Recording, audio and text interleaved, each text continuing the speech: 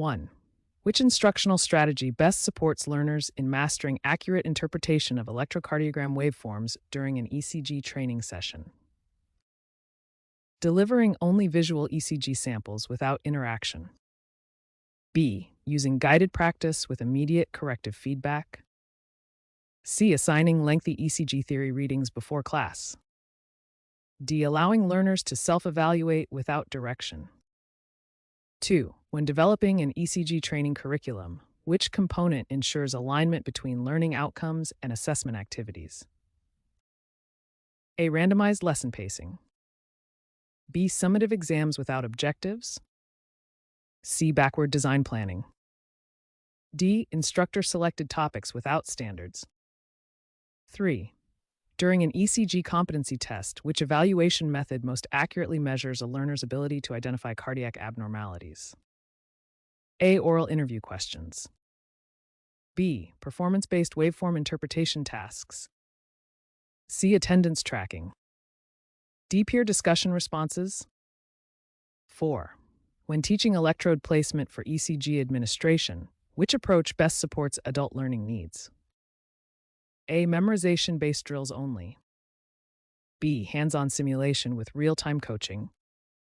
C. One-way lecture without demonstrations. D. Independent reading of procedural manuals. 5. A key regulatory requirement when conducting ECG testing in healthcare facilities is allowing untrained staff to record ECGs. B. Ensuring calibration and maintenance of ECG equipment. C. Providing optional patient identification checks. D. Disabling data storage for privacy.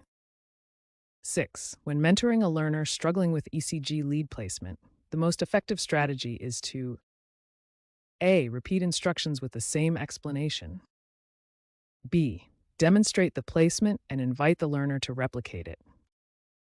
C. Tell the learner to practice alone until confident.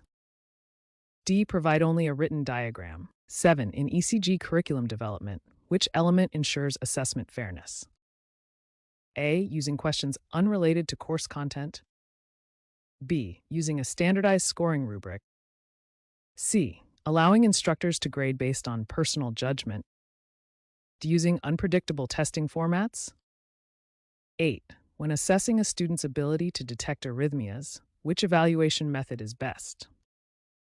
A. True or false questions. B. Multiple waveform analysis tasks. C. Random textbook questions. D. Peer-generated quizzes. 9. A common instructional error when teaching ECG interpretation is A. Encouraging learners to analyze PQRST relationships. B. Teaching pattern recognition with authentic ECG tracings. C. Ignoring learners' prior clinical experience. D. Providing diverse abnormal waveform examples. 10. When conducting ECG competency assessments, communicative clarity requires A. Using vague instructions to promote independence. B. Clearly defining tasks and expected performance. C. Allowing learners to interpret instructions freely. D. Withholding task details until completion. An effective mentoring technique for ECG skill improvement is to A. Correct every mistake without explanation. B. Ask guiding questions that promote learner reasoning. C. Provide no feedback to build resilience. D. Give only the correct answers. 12. The most valid way to assess ECG rhythm recognition skills is to A. Examine only theoretical knowledge. B. Require identification of rhythms from real ECG prints. C. Allow guessing to reduce stress. D. Assess only vocabulary definitions. 13. Which adult learning principle is most applicable when teaching ECG troubleshooting? A. Adults prefer disconnected lecture content. B. Adults learn best through relevance and problem solving. C. Adults reject practical application. D. Adults rely solely on instructor authority. A key ethical responsibility during ECG testing is A. Sharing patient tracings freely for educational use. B. Protecting patient health information during training. C. Allowing learners to test devices on each other without consent. D. Skipping patient verification steps to save time. 15. When constructing ECG exam questions, the most important factor is A. Aligning items with learning objectives. B. Increasing difficulty without purpose. C. Writing questions unrelated to clinical practice. D. Designing items based on instructor preference. 16. When teaching proper ECG skin preparation, the most effective instructional method is A. Providing lengthy theoretical explanations only. B. Demonstrating and allowing repeated hands-on practice. C. Providing only a short verbal description. D. Allowing learners to practice without oversight. 17. Which aspect of ECG interpretation is essential for learners to master early? A. Identifying electrode colors. B. Recognizing normal sinus rhythm characteristics.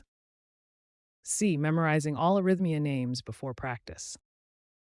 D. Learning billing codes for ECG. 18.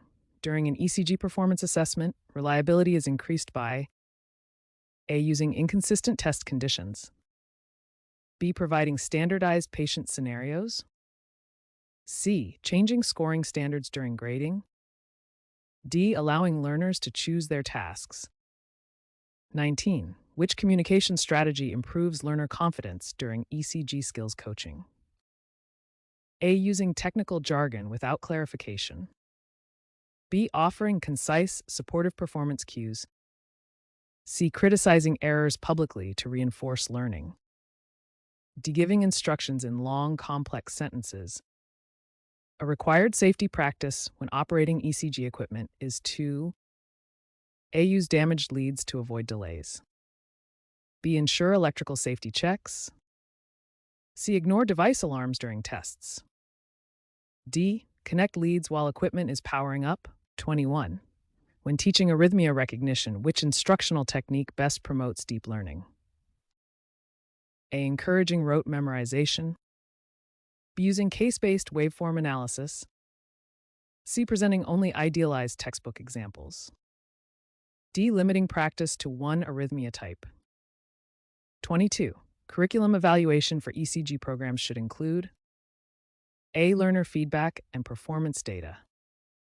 Instructor opinions only. C. Enrollment numbers only.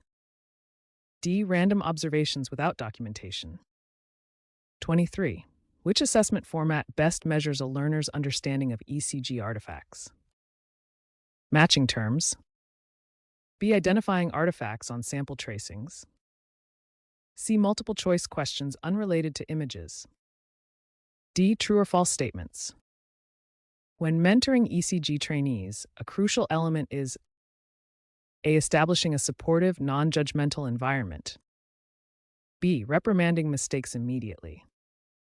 C. Avoiding dialogue to maintain authority.